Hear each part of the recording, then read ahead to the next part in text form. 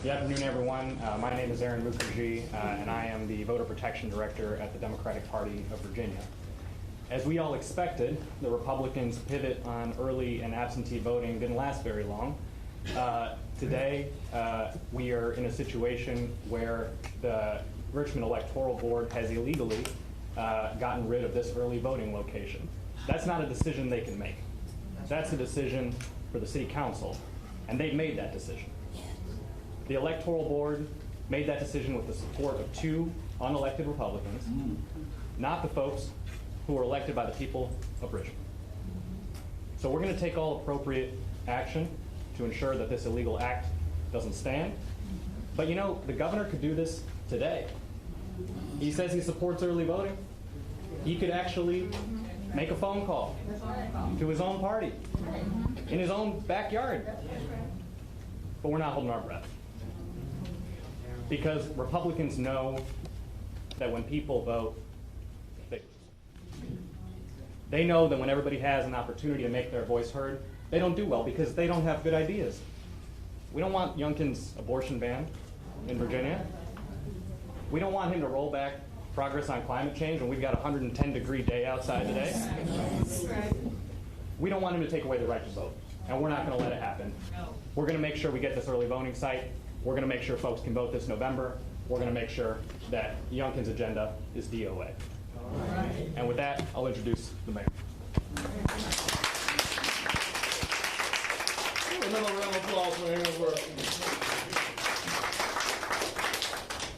Well, good afternoon, folks. Good afternoon. I've been told I'm on the best side because I'm in South Side. That's right. That's right. All right, look, folks, there is no other way to say this. This past Tuesday, the Richmond Electoral Board made an intentional decision to make it harder for black and brown Richmonders to vote. Intentional decision to make it harder for Richmonders to vote. That's why today I'm standing alongside members of the Richmond City Council. You got President Jones next to me, the Democratic Party of Virginia, the NAACP, members of the General Assembly, a Delegate Bourne's with us. And today we're here to urge the Richmond Electoral Board to reverse course on their decision to close the Hickory Hill and City Hall voting locations. Now, here's the truth. There is no reason to close 2 early voting locations. That's right. No reason at all. Especially when 25% of the 11,208 in-person early votes in last year's midterm were cast at these same satellite locations. Let me say that again. 25% of them, of that 11,000 votes that were cast at these 3 early voting locations. Now, the city has done its job. We did our job to ensure that we provided the resources to have these early polling places open. So Mr. Balmer, the voter registrar, presented that to the board. But the Republican-led Electoral Board still voted to close these 2 locations. And this comes just after Governor Youngkin and the Virginia Republican Party said that they were now believers of early voting. Goes on national TV, goes on Fox, and urges, oh, we're all for early voting now. But now you see the actions right here at the local level. And here's the thing, Richmond. It's Richmond today, but it'll likely be Fairfax next week, Arlington after that, Norfolk after that, because now the Republicans have the majority on all the electoral boards all across the Commonwealth of Virginia. Why is Governor Youngkin making it harder to vote in predominantly black and brown neighborhoods? I want him to answer that question. Why is the Republican Party making it harder for voters to vote in these neighborhoods? Is it truly early voting for all, or is it simply early voting for some? Now, my promise to you is that we will fight this decision by the Electoral Board and ensure all Richmonders have easy access to voting. And my message to the Richmond Electoral Board this afternoon is this. We strongly urge you to hold an emergency meeting as soon as possible, ASAP, to resolve this critical matter. The ball is in your court. President Jones.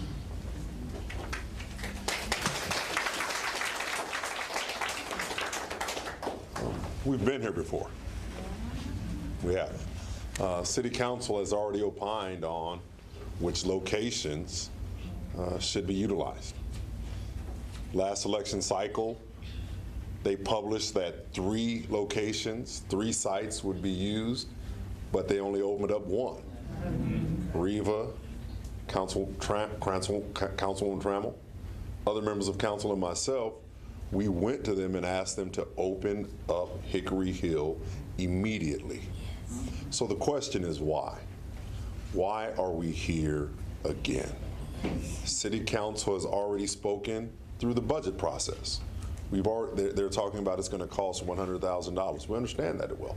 That's why we appropriated the money for the elections office to actually carry out and discharge their duties. We as a council will not ask a department or division to do something that we have not empowered them to do.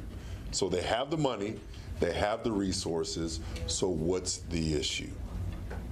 We know the soundbite, early voting matters, and they're right, it does. It does. Early voting is important. They're right, it does. Now, put your action, put your praxis where your mouth is, where your rhetoric is. We know that this is simply voter suppression. Yes. This Richmond's GOP-controlled electoral board, they chose to do this at a vote of 2-1. Voting should not be about D's and R's. It is the core value of our democracy. And not just our democracy, but democracy throughout the world. And that's what is being challenged here. This issue transcends partisan politics. It is not about who is on the ballot or what is on the ballot. It is about the fundamental principle of accessible voting. Unfortunately, this decision will disproportionately impact, as Mayor LeVar Stoney has already said, individuals that live downtown and individuals that live in South Richmond. Me, Riva, Ms. Mosby, all of us that are in here, we would have to travel close to 30 minutes just to vote. And that is a barrier, that is a hurdle. The rationale provided by the Electoral Board for the decision is budgetary concerns. But again, we have firmly ensured that the dollars are there. By closing all early voting locations except for the registrar's office in an out-of-the-way office park off Laburnum Avenue, the board has effectively created a significant obstacle for many voters who are black and brown, particularly those who are without access to reliable transportation. This decision, again, directly contradicts the initial purpose of opening satellite locations to address the criticism of the Laburnum office's difficulty to reach. In conclusion, we stand united against any and every form of voter suppression, because make no qualms about it, that is what this is. Yes. Our democracy thrives when every citizen has a voice. Let us then work together to remove barriers, promote inclusivity, and protect the integrity of our electoral system. Now I'm going to ask that the president of Richmond's chapter of NAACP, Mr. James J.J. Minor, would come at this point in time. Good afternoon to all of the beautiful people in here. My name is J.J. Minor, the president of the Richmond, Virginia branch, NAACP. And our mission is to ensure the political, social, educational, and economic equality rights of all persons, and to eliminate race-based discrimination. We are the oldest and boldest civil rights organization in this country. And Maggie Walker was our first vice president. A little history for you all. So I stand on some shoulders. School is it. Yeah. I think all 3 of these gentlemen here hit the points. Why are we here? We've been here before. Voter suppression, disenfranchisement, access. What is wrong with making it convenient for folks to vote? You know, people, for a long time, when we went through the movement of Jim Crow, we went through the movement of civil rights, women's rights. Now we're here. You know, it's always something being thrown at the folks who look like me or they consider the least of these. People, it is time for all of us to come together as one, united. It is time for all of us to rise up out of the ashes just like the phoenix and let our voices be heard and let them know who and where you come from and who and what you are and let them know that there's power in numbers. So I'm asking each of you all to get it together. For those who haven't been voting, it is now time for you to vote. Because guess what? This is the beginning of what they're trying to do. And they know that their time is up. And so some folks want to hold on to everything that they can because they know that their time is up. But I'm asking you all, especially, you know, the public should be outraged. Y'all should be raising hell. We will. Councilwoman Trammell, you know, these are your seniors. And I got them here. Yeah, these are your seniors. I see seniors from the 8th district, from the 9th district, and from some other parts of Richmond. We should be raising hell. Don't let them do this to us. That's right. That's right. It's time for y'all to rise up. Y'all have been silent for far too long. Wake up, everybody. And on that note, I'm going to say, to be continued. Thank you.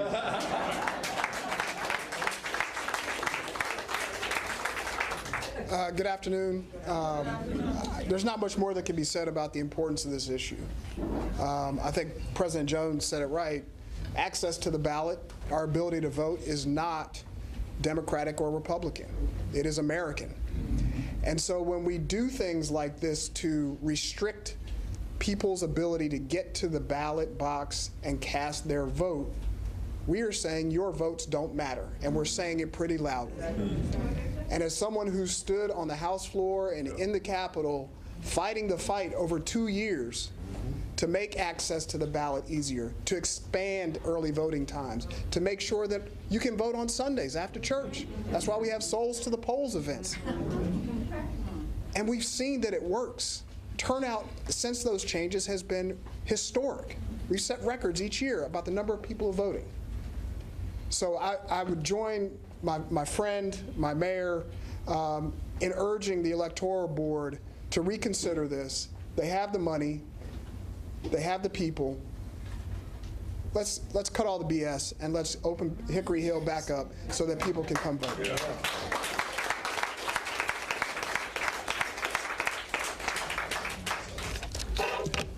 Yeah, let's do a quick Q&A here. I think Cam. So, Mr. Mayor, I know you're asking the board to do this. Assume they don't. You talked about other options. Can anyone talk about the legality of this move? Is there state law there in violation of? I don't know if this is made for a delegate forum. Just what are the other options if they don't listen to today's call? We do have a couple of attorneys up here, but I'm gonna let the Democratic Party of Virginia take this one. So the code is clear. That this is a decision for the City Council or the Board of Supervisors. This is a decision for the governing body of the locality. The electoral boards can set dates and hours, subject to the fact that they've got to make sure that there's Saturday early voting the last 2 Saturdays. But that's all they can do. So that is, the law could not be more clear. And I think, like I said earlier, we're going to make sure that we take, if the electoral board doesn't reverse its decision, we'll take whatever appropriate action we can. Deadline?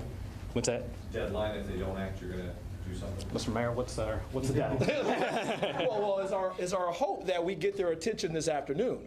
I know you all are going to do your part as the media and letting them know how the people of Southside and other parts of the city feel about this this move, and hopefully it gets their attention. Now, here's the thing. I'm a believer that cooler heads may prevail, and the decision may be reversed. I've already spoken to the General Registrar already, gave him the position of the administration, of the City Council as well, that we've allocated $100,000 or so to ensure that we have early voting sites open before Election Day. We want to see that happen. Anything less than that is a violation. Mr. Mayor, could I add to that? Just one other piece, hold on. And understand that council has already opined on the fact that we want equal access. So when it opens on Laburnum, it should open here as well. That's something the council has already said. That's something we already dealt with 2-3 years ago. But that's not is that a resolution? Is there an ordinance on that? Did you include that amendment in the budget? So it says the electoral board will do thus and so to receive the money. Is there any of that, or is it just that council held a meeting, they talked about it, but there's no actual legal language on the record? There is legal language, as he said. What does the code say? Jeremy, he literally told you the code. He literally told you the code. I'm happy to give it to you. Yeah, we'll give you the code we'll get number, you the the section, code. and everything. I'm happy to do it. Yes. Jeremy, follow up with that. Graham, let's keep going. Was this like on the electoral board's meeting agenda? I guess I'm curious if anybody told them that this was illegal or allegedly illegal before they did it. Now, I think in the past, they used to have legal counsel at these electoral board meetings. I remember Jim Nackman used to attend those meetings before he was actually on the board. What I've heard from Mr. Balmer was he presented a plan in the run-up to Election Day, and they decided, when they heard the figure $100,000, they balked at it. And they were like, oh, that's too much money. But at the end of the day, we were trying to get as many people to the polls as possible. And as already been stated, we allocated and appropriated dollars for this function of government. And so to just say, just to dismiss the fact that we've had early voting locations in the past and to move forward with only one is a total disregard to what the city council has said about this and what we've allocated the dollars for. Does the city attorney advise the electoral board, or are they just kind of doing their own thing? What I've been told is the city attorney right now is reviewing what has occurred. There may be future communication coming from the city attorney's office on this matter. I don't want to speak for the city attorney. All right. You got any more questions? All right, going over there. Cruz. Thank you very much. If they are very hesitant and reversing this process, is there going to be perhaps a number available or email address where the citizens can bombard the appropriate officials to turn up the heat, just like it is outside? I would break out my phone, but I just tell someone right here to break out their phone, go to your Google search engine, type in, RVA, voter registrar. There should be a phone number at the bottom of the page, and let the electoral board know how you feel about this, right? What we're calling for right now is an emergency meeting to happen ASAP, that they can reverse this decision. So, as Mr. Minor already stated, they need to hear from you. Now, these are elected leaders up here, excluding Mr. Minor. But, he's like he's royalty, so, But they need to hear from the voters, the people that this will impact and the people this will affect. That means you also need to send emails and call the registrar's office. Now, if you want me to, I'll let someone else answer another question. I'll Google it, and so I can give y'all the number. All right, so y'all can follow along, right? All right. All right. I think you got any last ones? Ask a question. This is generally for every group that is made up of people like us. You're dark, I'm light. Why is it every time I know there are white people that vote in this area. So why is it prominently said brown or black? Because even people that claim to be black are not always brown or black. Sometimes they're very light. That's very true. So why not just take them as people instead of Well, everyone here wants more voters to just turn out, period. At the end of the day, I don't care you're Democrat, Republican, left or right, black or white. We want you to come out and vote. I just don't like that having it pointed out every time. Well, we know what we are. Fully understand, but we have to obviously highlight the fact that the areas that would be most impacted are predominantly black. Well, I live in this neighborhood. You live in a predominantly black area. So, I lived in a predominantly white area before.